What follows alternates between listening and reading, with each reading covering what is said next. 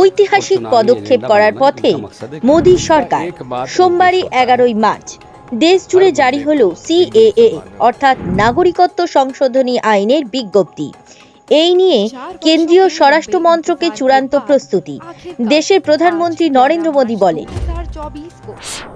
जो व्यक्ति भारत के संविधान को मानता है वो तय प्रक्रियाओं के तहत भारत की नागरिकता ले सकता है।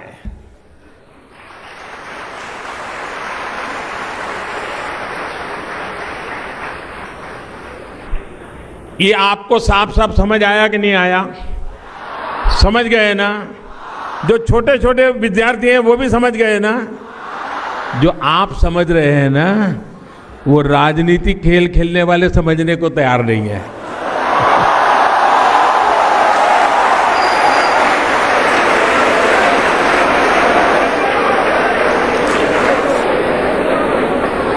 वे भी समझदार हैं, लेकिन समझना चाहते नहीं हैं। आप समझदार भी हैं और देश का भला चाहने वाले युवा नौजवान भी हैं। और हां, जहां तक नॉर्थ ईस्ट के राज्यों की सवाल है, हमारा गर्व है। हमारा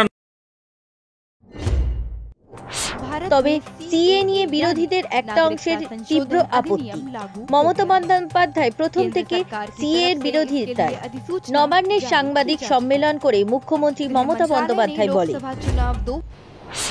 যদি কোনো বৈষম্য হয় সেই জিনিস আমরা মানি না। ধর্ম বৈষম্য হোক, বর্ণ বৈষম্য হোক, লিঙ্গ বৈষম্য হোক, মানব জাতির বৈষম্য হোক, এটা আমরা মানি না।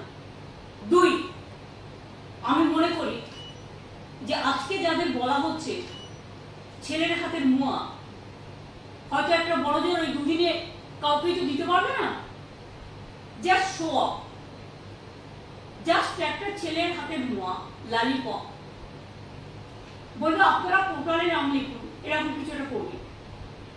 তা পোর্টালে তো সব ধর্মের লোকেরাই নাম লেখাবে, কিন্তু সেই নাম আদৌ কার্যকরী হবে?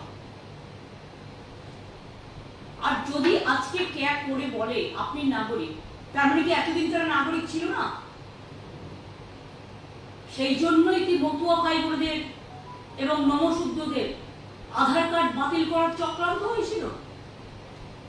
কেন তাদের আধার কার্ড বাতিল করা হচ্ছিল?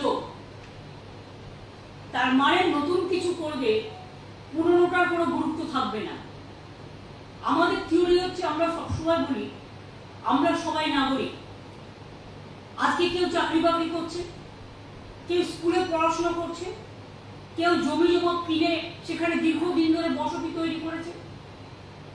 তার মানে সেগুলো কি ভ্যালিড নয়? আইনত কোশ্চেন হবে না তো যে তার মানে আগে যে সুযোগগুলো তারা পেতেন সেটা সব অবৈধ হয়ে যাবে? অবশেষে সেই সংক্রান্ত আইন বিজ্ঞপ্তি জারি করা হলো। ব্যুরো রিপোর্ট, জেলার বার্তা।